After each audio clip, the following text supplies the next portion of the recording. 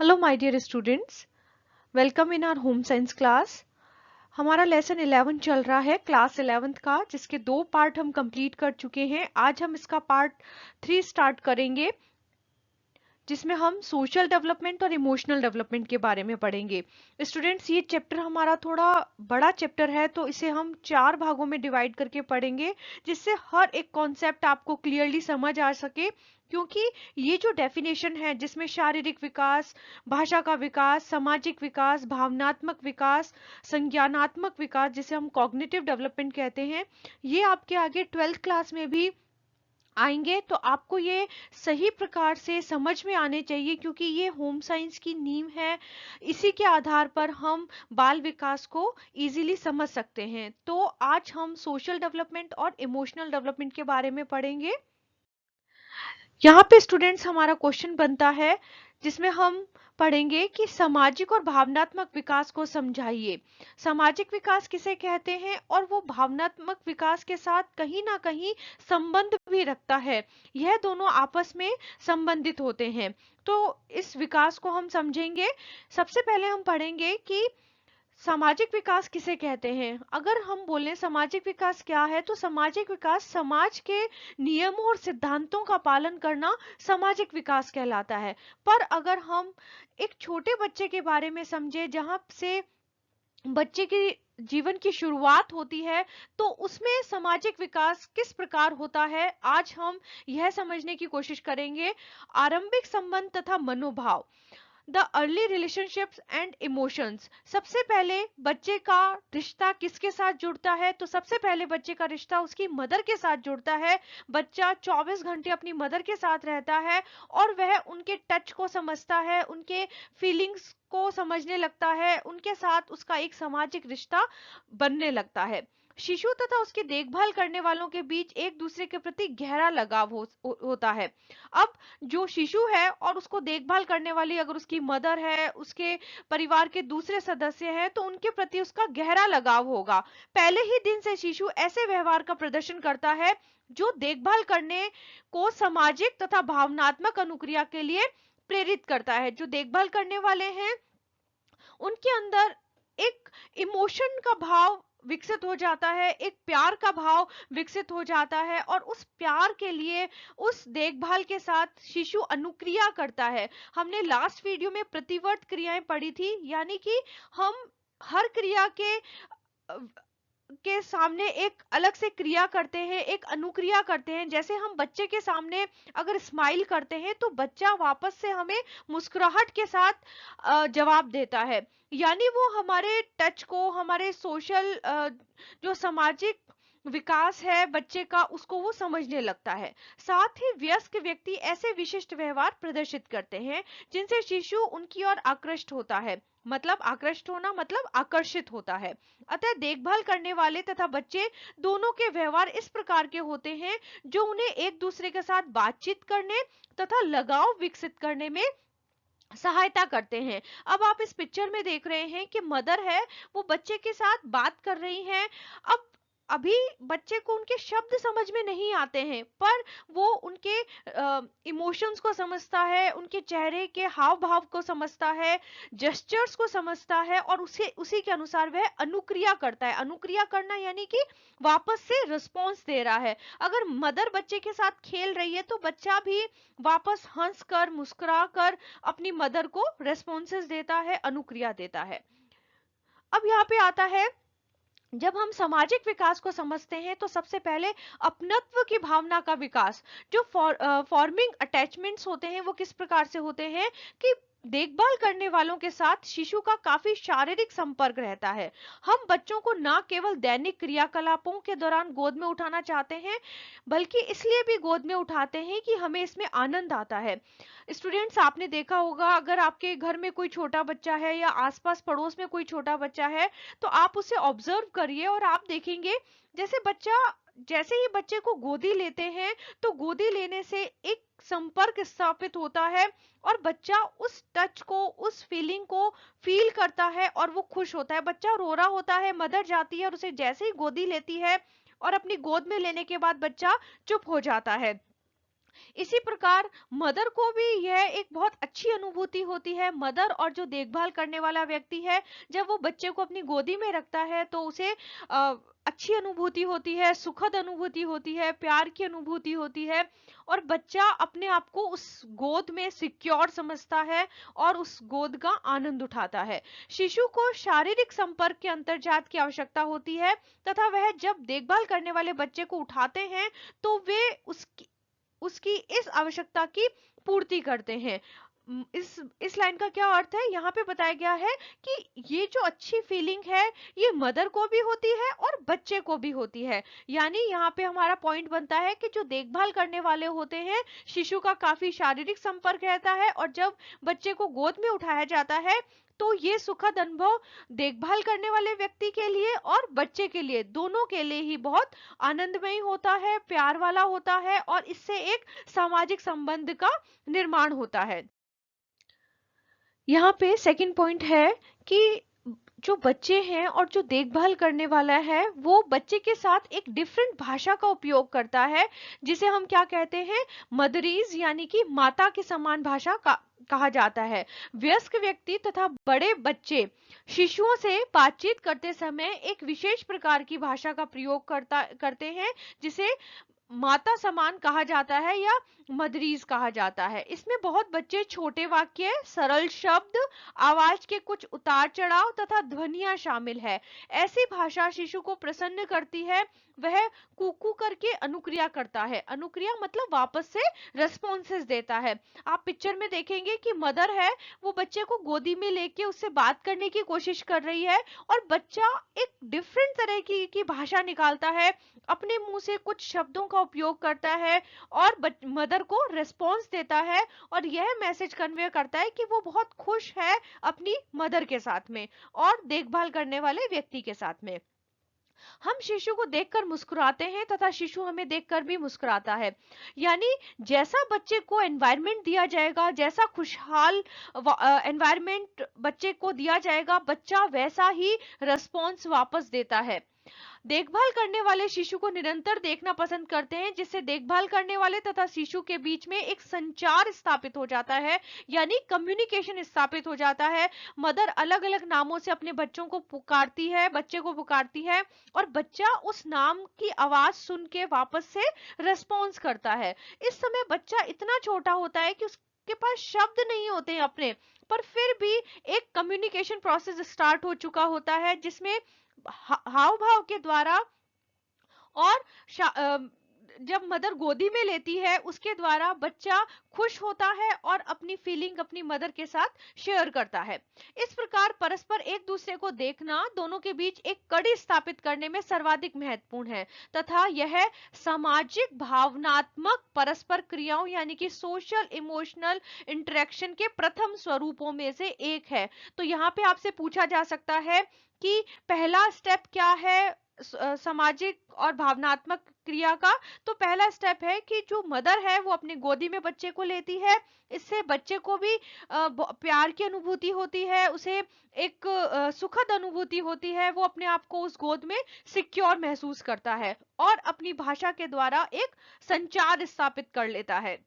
शिशु से बातचीत करते समय देखभाल करने वाले अपने चेहरे पर कुछ हाव भाव यानी कुछ जेस्चर्स लाते हैं, तथा यह शिशु को विभिन्न भावनात्मक अभिव्यक्तियों में अंतर करना सीखने में सहायता करता है। अब जो चेहरे के हाव भाव होता है उससे बच्चा अपनी मदर की बात को समझने लग जाता है। जैसे बच्चा रो रहा होता है तो मदर बोलती है नहीं रोना नहीं है, एक अपने फेस का भाव देती है, जिसे बच्चा धीरे धीरे समझने लग जाता है, क्योंकि इस समय उसे सिखाने वाला खाली उसकी मदर होती है और जो उनके देखभाल करने वाले होते हैं, परिवार के अन्य सदस्य होते हैं, उनसे बच्चा अपने आसपास के वातावरण से सीखता जाता है। नेक्स्ट पॉइंट है कि देखभाल करने वाले शिशु के साथ परस्पर क्रिया करते समय अनेक लयात्मक क्रियाएं भी करते हैं। लयात्मक क्रियाओं का क्या अर्थ है कि वो जैसे गोदी में लेते हैं, उन्हें झूला झूलाते हैं, उनके साथ खेलते हैं, उनसे बातें करते हैं, अपनी गोदी में लेके उनको झूला झूलाना, तो यह बच्चे का एक सुखद अनुभव होता है। 7वां पॉइंट है कि देखभाल करने वाले शिशु के साथ उसके थोड़ा सा बड़ा होने पर सरल खेल खेलते हैं। जैसे जैसे जैसे बच्चा बड़ा होता है, मदर और देखभाल करने वाला व्यक्ति बच्चे के साथ होता है, तो बच्चे के साथ वो लुका छुपी का गेम खेलते हैं और बच्चा इस गेम से बहुत खुश होता है। जैसे मदर छुप के उसे आवाज लगाती है तो बच्चा इधर उधर देख के रिस्पॉन्स करता है और उसे पता चलता है कि मदर मुझे आवाज लगा रही है। यानी इस समय मदर और बच्चे के बीच में और जो देखभाल करने वाला व्यक्ति है उसके बीच में संचार स्थापित हो जाता है। बच्चे को वो अपने गोदी में लेते हैं, उनसे बात करते हैं, बच्चा इसके लिए अनुक्रिया करता है, रेस्पॉन्सेस देता है।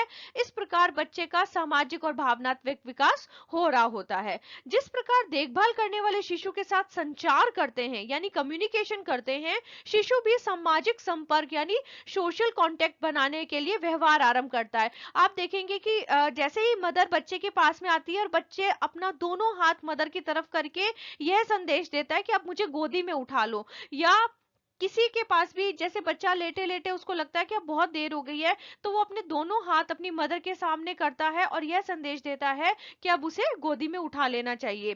जब शिशु असहज होने पर चिल्लाते हैं या रोते हैं तो माँ दौड़ती भी आती है, जो भी अपनी स्वयं की पहल कर कूकू करते हैं, कुलबुलाते हैं, मुस्कुराते हैं या निहारते हैं। तो यह व्यवहार देखभाल करने में संरक्षणात्मक भावना सृजित करता है।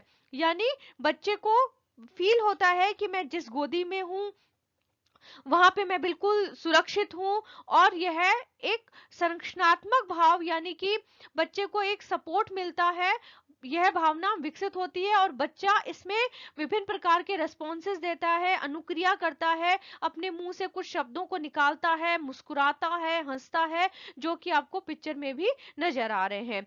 तो आप देखेंगे जैसे इस पिक्चर में बच्चा बिल्कुल अपनी मदर के लिप्स को देख रहा है और उनकी बात को समझने का प्रयास कर रहा है। तो इस तरीके से धीरे धीरे वह भाषाओं को जानने लगता है, मदर के हाव भाव को जानने लगता है और समाज अपने सामाजिक और भावनात्मक विकास को उनका बढ़ने लगता है। अधिकांश मामलों में माता ही बच्चे की देखभाल करती है। शिशु का लगाव सामान्यतः सबसे पहले माता के साथ हो जाता है। माता के साथ शिशु का पहला सामाजिक रिश्ता होता है। स्टूडेंट्स, यहाँ पे आपसे प्रश्न पूछा जा सकता है कि वह कौन होता है जिसके साथ बच्चे का पहला सामाजिक रिश्ता विकसित होता है? तो माता ही वह है जिनके साथ बच्चे का पहला सोशल रिलेशनशिप डेवलप होता है। यदि माता के साथ शिशु का उत्साहपूर्ण और सुखद लगाव नहीं होता है तो शिशु में परस्पर भावनात्मक संबंध माता के साथ सही प्रकार से नहीं होते हैं। बहुत बार ऐसा होता है कि मदर वर्किंग है और वो पूरा टाइम बच्चे के साथ नहीं रह पाती है और उसकी देखभाल कोई और कर रहा होता है, तो वह बच्चा मदर के पास ना जाके बल्कि जो देखभाल करने वाला व्यक्ति होता है उसके पास वह ज्यादा सुखद अनुभव करता है। लोगों में विश्वास की भावना का विकास करने के लिए वयस्क के साथ सुरक्षित संबंध स्थापित करना बच्चे के लिए आवश्यक है। एक सुरक्षित शिशु कम रोता है। अब यहाँ पे एक डिफरेंस है कि अगर बच्चा सुरक्षित है तो वह कम रोएगा और उसकी देखभाल जितनी अधिक होगी वह उतनी ही जल्दी अपने आसपास के वातावरण से चीजों को सीखेगा और वो खुश रहेगा और उसका जो वृद्धि और विकास हो रहा होता है वो बिल्कुल सही प्रकार से होगा। देखभाल करने वाले के साथ अधिक संयोग करता है, यानी कि वो जैसे ही अपने आसपास उस व्यक्ति को देखता है जो कि उसकी देखभाल कर रहा होता है तो वो रोता हुआ चुप हो जाता है, उसकी गोदी में जाके चुप हो जाता है और अपने आप को बिल्कुल सुरक्षित समझता है। तो अगर यह संबंध अच्छे होते हैं, ये सामाजिक और भावनात्मक संबंध अच्छे होते हैं तो शिशु कम रोता है, हर समय डर कर देखभाल करने वालों से नहीं चिपका रहता तथा सदैव अपने परिवेश को समझने के लिए तत्पर रहता है। पूर्व विद्यालय वर्षों के दौरान ऐसा सुरक्षित बच्चा भावनात्मक रूप से उत्साहित, सामाजिक रूप से परिपक्व, हम उम्र बच्चों में लोकप्रिय, जिज्ञासु तथा आत्मनिर्भर होता है। जिन बच्चों को अच्छा एनवायरनमेंट मिलता है जब वो प्री स्कूल में जाते हैं, प्री स्कूल नर्सरी स्कूल में जाते हैं, तो वहां पे वो आराम से टीचर के साथ भी बहुत अच्छे से रहते हैं, जो उनको उनके साथ पूरा दिन रहती हैं, उनके साथ बहुत अच्छे से उनका सोशल डेवलपमेंट होता है। इसके अलावा भी बच्चे हर समय उत्साहित रहते हैं, खुश रहते हैं, उनकी जो सीखने की शक्ति होती है वो ज्यादा होती है और वो सामाजिक रूप से परिपक्व होते हैं। अगर उन्हें सही प्रकार से देखभाल मिलती है तो वो जब समाज के दूसरे व्यक्तियों के पास जाते हैं, देखो पहला जो सामाजिक परिवेश होता है वो परिवार और पहला मदर और परिवार होती है। परिवार के बाद जैसे जैसे बच्चा बड़ा होता है वो हम पड़ोस में जाने लगता है, तो वो धीरे धीरे पड़ोसियों को देखता है। अगर जो लोग उनके साथ अच्छा व्यवहार कर रहे हैं, मुस्कुरा के बच्चों को हाथ में ले रहे हैं, बच्चा उनके पास गोदी में चला जाता है, यानी उनकी देखभाल बहुत अच्छी हो रखी है, तो वो सामाजिक रूप से परिपक्व होते हैं और हम उम्र बच्चों में लोकप्रिय होते हैं। हम उम्र बच्चों में लोकप्रिय होने का अर्थ है कि जो प्री स्कूल के दूसरे बच्चे होते हैं उनके साथ वो खेलते हैं, एंजॉय करते हैं और अपनी भाषा में कुछ बातें करते हैं और जिज्ञासु होते हैं, हर चीज को सीखने की कोशिश करते हैं और कॉन्फिडेंट होते हैं, आत्मनिर्भर होते हैं। यदि पिता तथा कामकाजी माताएं अपने बच्चों के साथ तुलनात्मक रूप से कम समय व्यतीत करते हैं, तो बच्चे माता पिता के उपस्थित होने पर अपना ध्यान आकृष्ट करने का प्रयास करते हैं।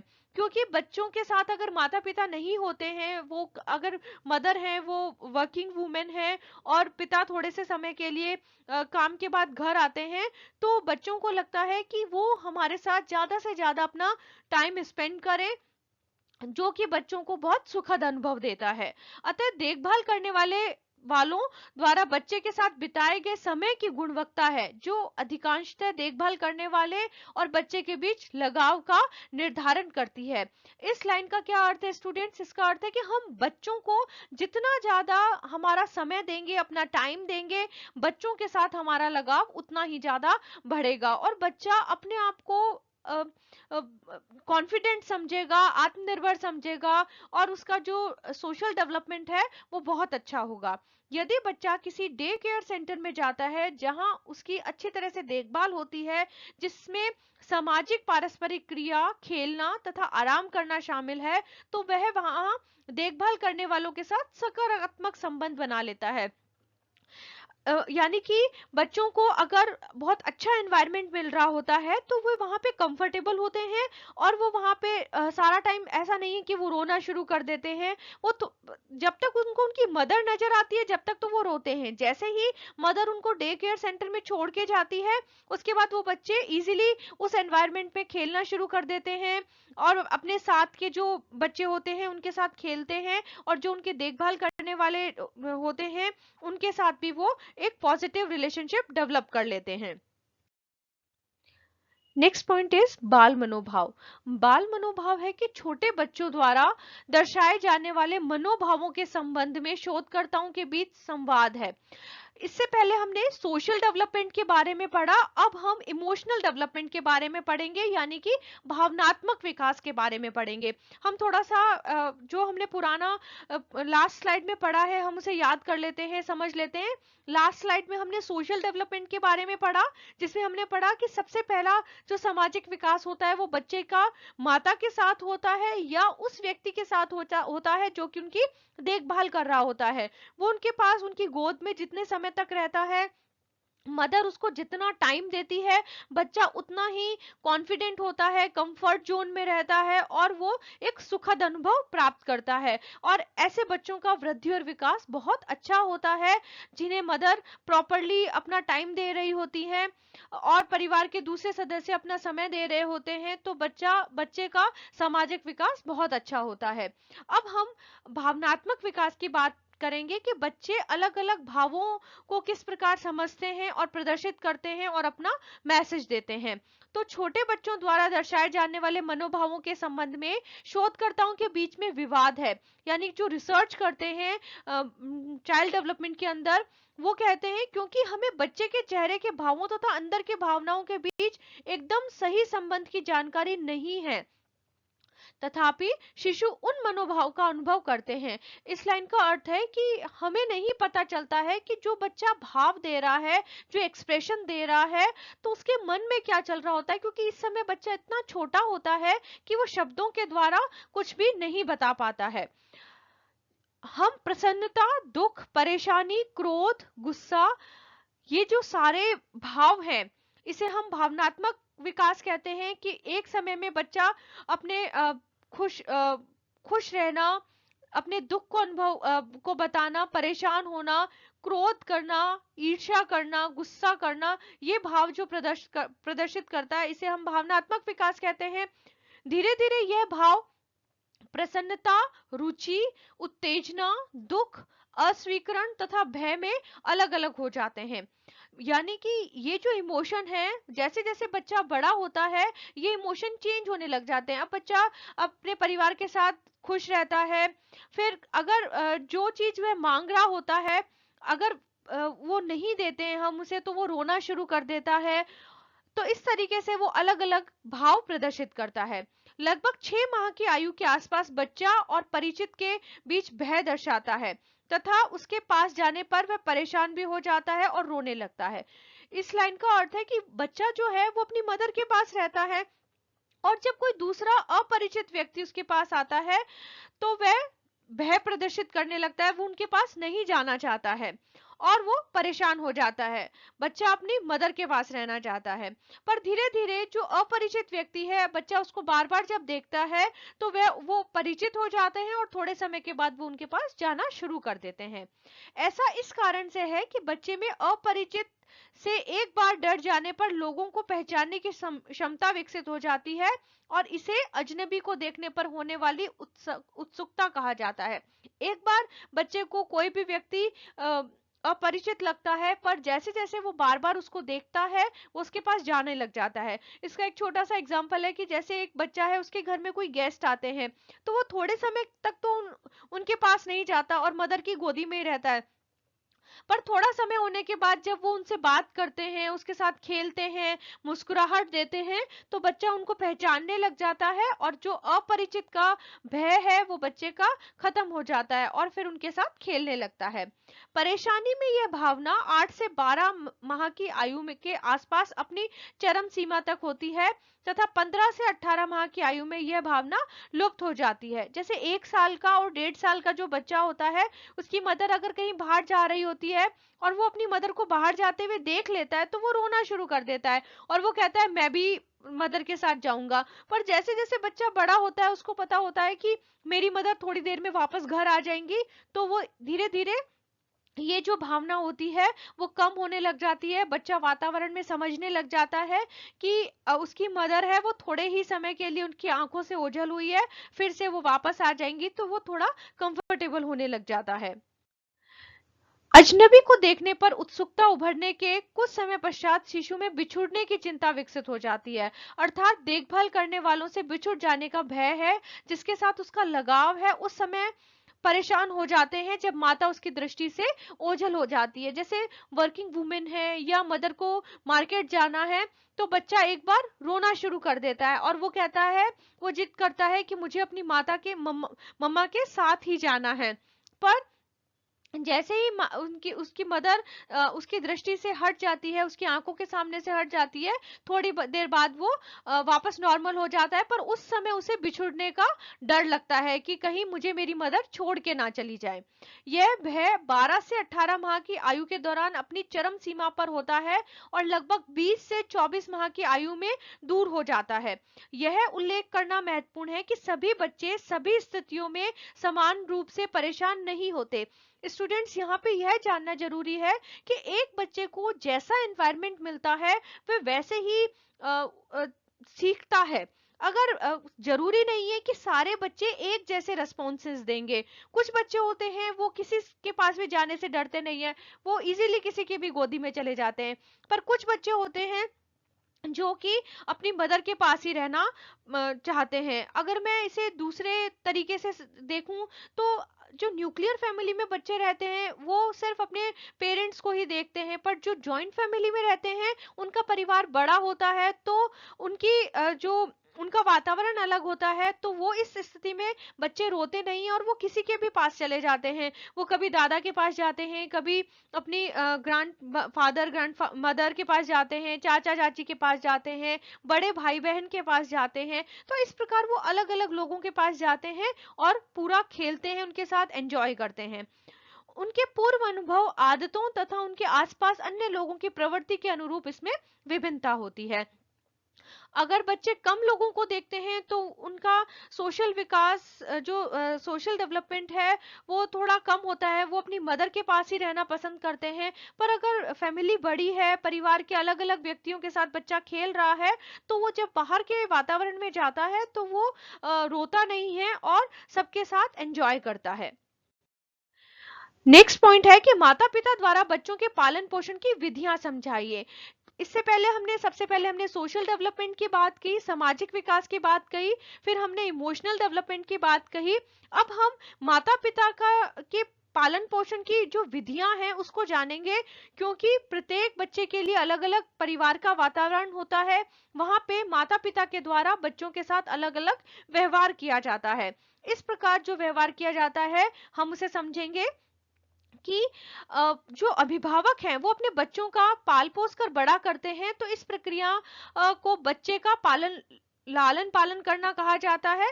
एक परिवार में अगर बच्चा पल रहा है, बड़ा हो रहा है, सीख रहा है, तो उसे हम पालन पोषण करना कहते हैं।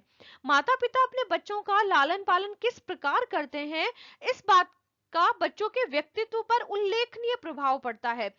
यह जो पालन पोषण है ये बच्चे के पर्सनालिटी डेवलपमेंट के ऊपर अपना प्रभाव डालता है। अगर बच्चे को अच्छा वातावरण मिला है, प्यार का वातावरण मिला है, तो बच्चे की पर्सनालिटी में वो चीजें नजर आती है। बच्चा कम रोता है, वो सभी के साथ खेलना पसंद करता है, वो डरता नहीं है, उसके अंदर डर की भावना बहुत कम होती है। तो जिस प्रकार का पालन पोषण होगा वो उसके व्यक्तित्व में नजर आता है।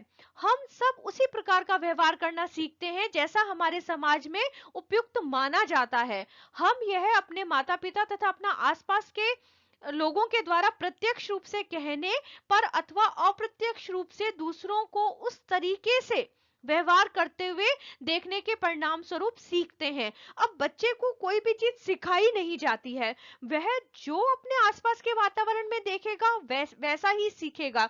अगर परिवार का सुखद वातावरण है, प्रेम पूर्वक वातावरण है, तो वह बच्चे के व्यवहार में प्रदर्शित होता है। और यही अगर घर में वातावरण सही नहीं है, लड़ाई झगड़े का वातावरण है, तो वो भाषा, वो व्यवहार बच्चे के व्यवहार में नजर आएगा।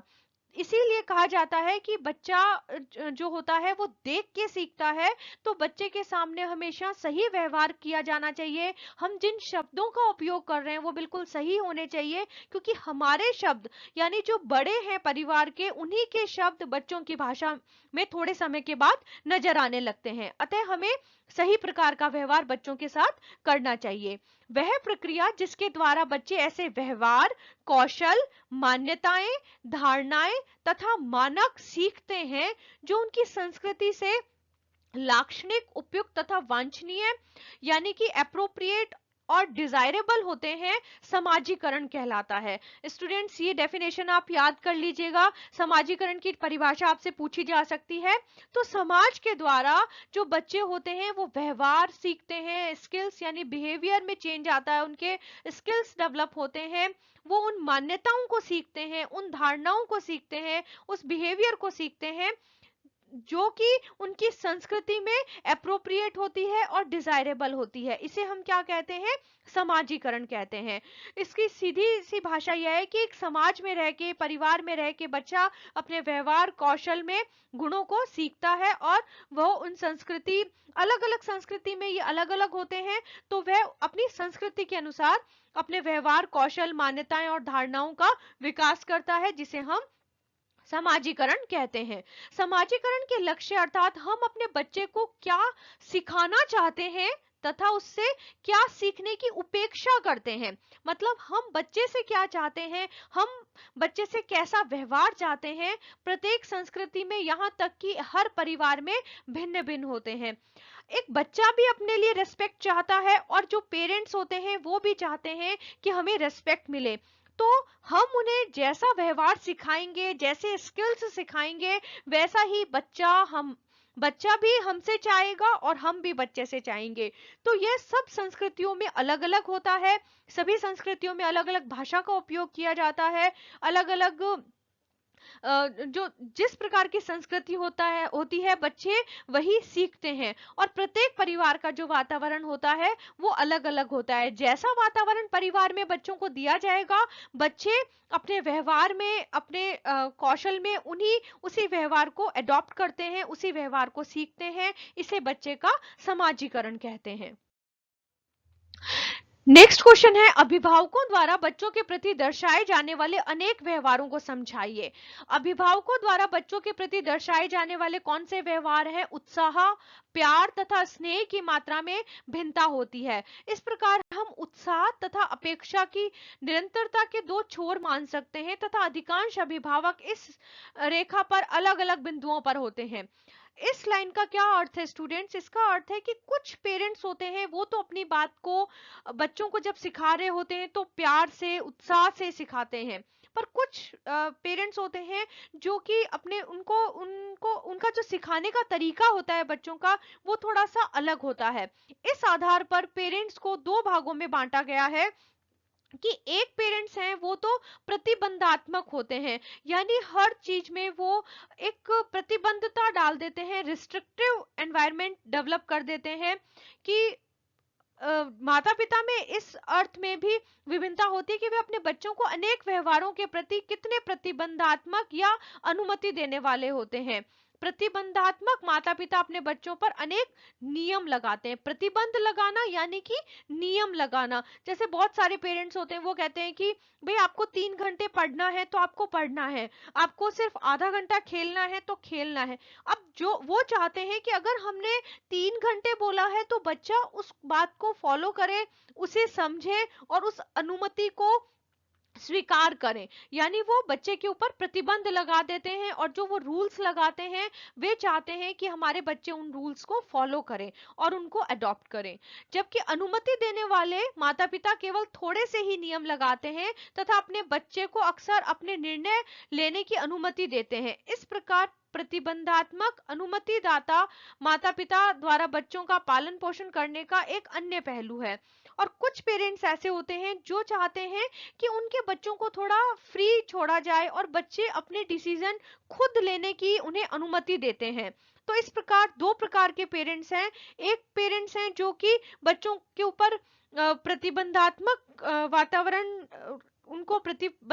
वातावरण देते हैं और दूसरे होते हैं जो कि उनको अनुमति देते हैं, यानी उन्हें निर्णय लेने की अनुमति देते हैं कि आप जिस कंफर्टेबल जोन में रह के काम करना चाहते हो आप उस काम को करो। तो इस प्रकार दो प्रकार के पेरेंट्स के बारे में हम पढ़ेंगे जो कि इस प्रकार है। स्टूडेंट्स यहाँ पे हम दो अलग अलग प्रकार के पेरेंट्स के बारे में पढ़ेंगे जिसका कि प्रश्न आपके सोशल डेवलपमेंट के पार्ट से आ सकता है। यहाँ पे हम दो प्रकार के पेरेंट्स की बात करेंगे। एक पेरेंट्स हैं जो कि एक प्यार का वातावरण अपने परिवार में रखते हैं और बच्चे उनके साथ बहुत ही कंफर्ट रहते हैं, अपनी सारी प्रॉब्लम्स उनके साथ शेयर करते हैं। और एक होते हैं जो कि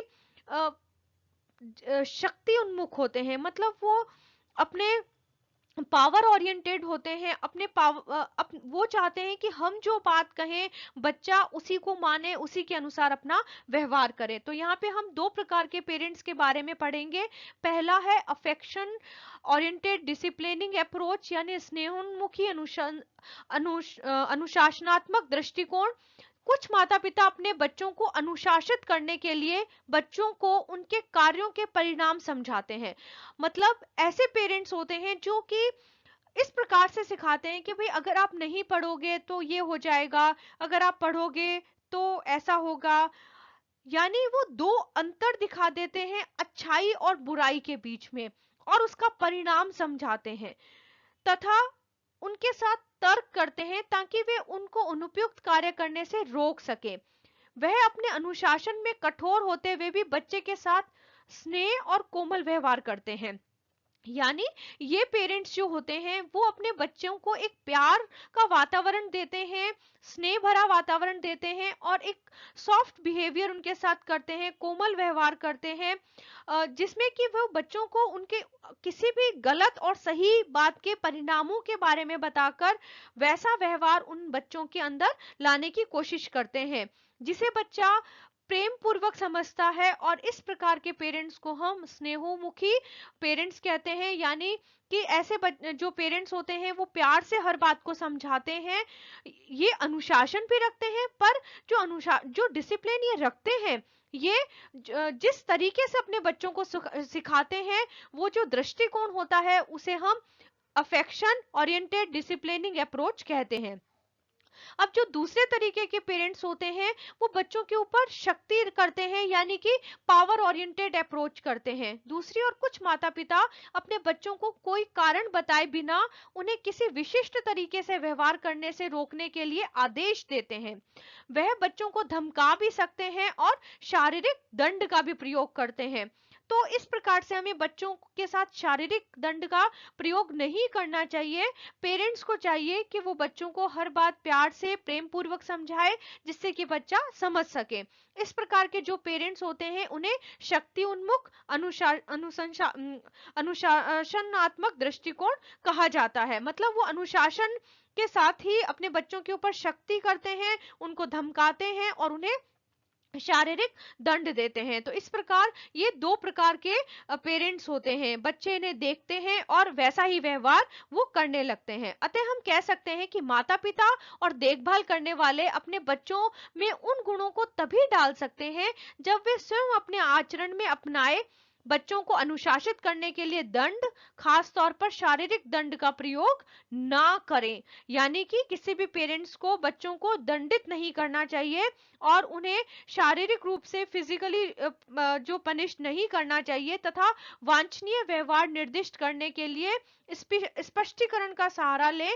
बच्चे के पालन पोषण की यह प्रणाली बच्चे के संपूर्ण व्यक्तित्व में को आकार देने में योगदान देती है। अब बच्चे का पालन पोषण जिस प्रकार के एनवायरनमेंट में किया जाता है, जिस प्रकार के वातावरण से किया जाता है, वही व्यवहार बच्चे के व्यक्तित्व में शो होता है। अगर बच्चे पर हर समय कठोर और उसे पनिश किया जाएगा तो वह डरा हुआ, सहमा हुआ होगा और वो समाज के लोगों के साथ आने में डरेगा।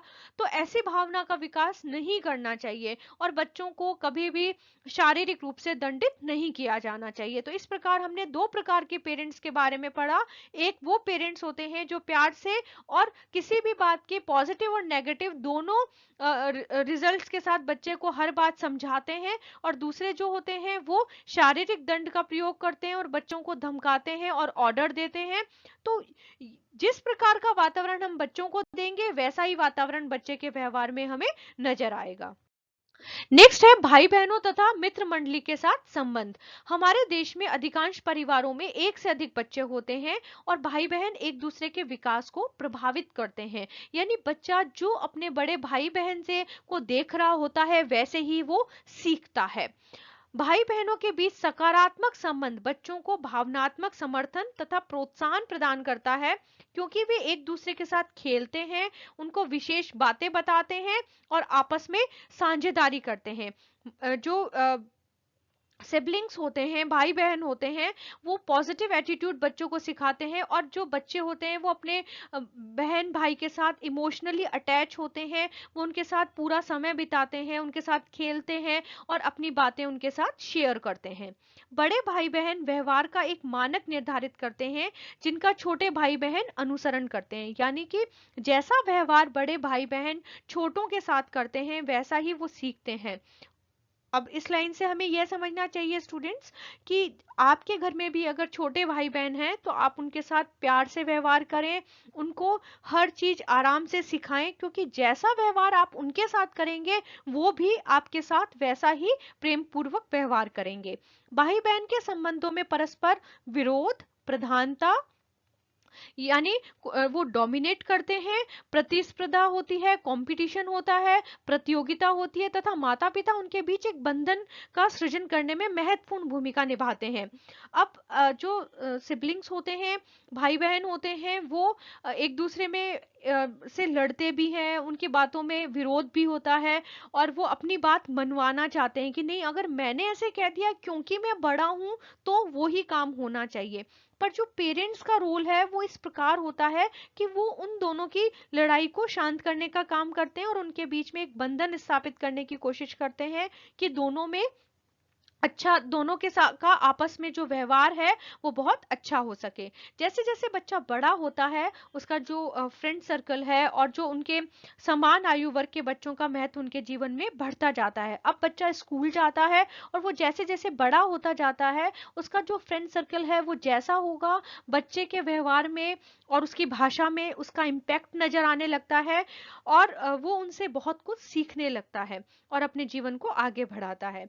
मित्र मंडली के साथ संबंधों तथा उसके साथ पारस्परिक क्रियाओं के बारे में, मित्र मंडली में कुछ घनिष्ठ तथा कुछ कम घनिष्ठ मित्र होते हैं। मतलब कुछ क्लोज फ्रेंड्स होते हैं जिनके साथ बच्चे उनके साथ खेलते हैं, अपनी बातों को शेयर करते हैं, इवन अपनी फैमिली की बातों को भी उनके साथ शेयर करते हैं और उनके साथ करते हैं और उनके साथ खेलते हैं और एक स्ट्रॉन्ग रिलेशनशिप उनके साथ डेवलप करते हैं।